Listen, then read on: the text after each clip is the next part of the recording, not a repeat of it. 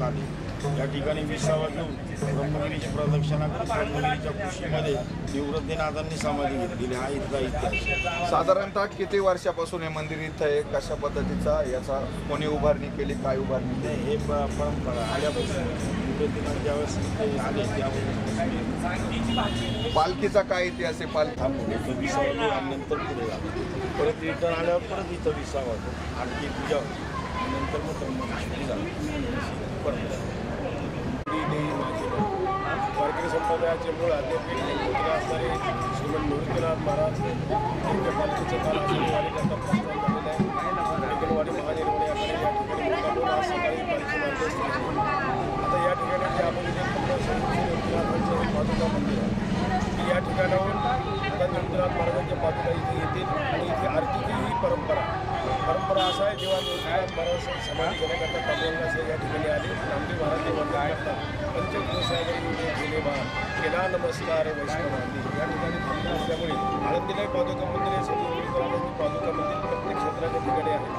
सद्गुरू निवृत्तीनाथ महाराजांचं हे पादुका मंदिर या ठिकाणी आता पालखी आल्यानंतर आता या ठिकाणी आपण थांबलो हे तळवाडे शिवार या ठिकाणी सर्व ग्रामस्थांच्या वतीने वारकऱ्यांचं अतिशय प्रेमाने स्वागत करण्यात आलं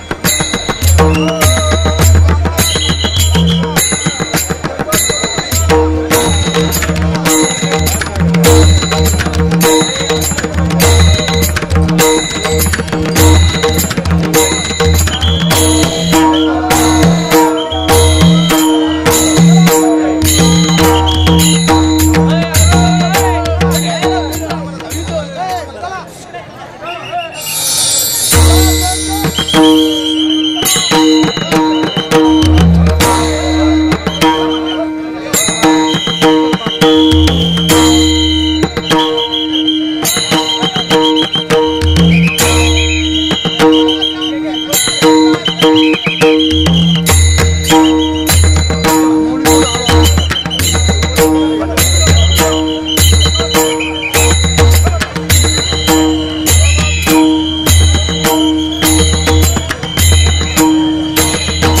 ही तीर्थे निवृत्तीचे पायी तेथे बुडी देई माझे मना. वारकरी संप्रदायाचे मूळ आद्यपीठ गंगोत्री असणारे श्रीमंत निवृत्तीनाथ महाराज यांच्या पालखीचं काल आषाढी वारीकरता प्रस्थान झालेलं आहे. पेगलवाडी महानिर्वाणी आखाडे या ठिकाणी मुक्काम होऊन आज सकाळी पालखी मार्गस्थ झाली आहे.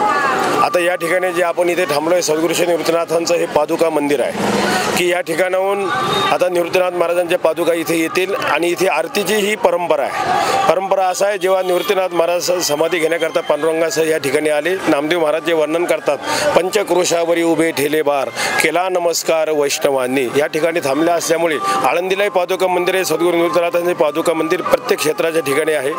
सद्गुरू श्री निवृत्तीनाथ महाराजांचं हे पादुका मंदिर या ठिकाणी आणि या ठिकाणी आता पालखी आल्यानंतर महाराजांच्या पादुका इथे येतील. आरती आणि नारळ प्रसादाचा या ठिकाणी प्रतिवर्षानुसार हा कार्यक्रम संपन्न होत असतो. सद्गुरू निवृत्तीनाथ महाराजांचा पालखी सोहळा आज यावर्षी 189व्या वर्षामध्ये प्रदानपण करीत आहे आणि काल त्र्यंबकेश्वर ग्रामस्थांच्या वतीने अतिशय आनंदामध्ये अन्नदान या ठिकाणी सेवा संपन्न झाली आहे आणि संस्थांचे सर्व विश्वस्त मंडळ, सर्व त्र्यंबक ग्रामस्थ, त्याच पद्धतीने पेगलवाडीचे ग्रामस्थाने आता या ठिकाणी आपण थांबलो हे तळवाडे शिवार या ठिकाणी सर्व ग्रामस्थांच्या वतीने वारकऱ्यांचं अतिशय प्रेमाने स्वागत करण्यात आलं आहे. रामकृष्ण.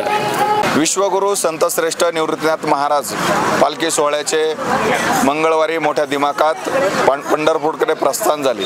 पहिल्या दिवसाचा 20वा झाला.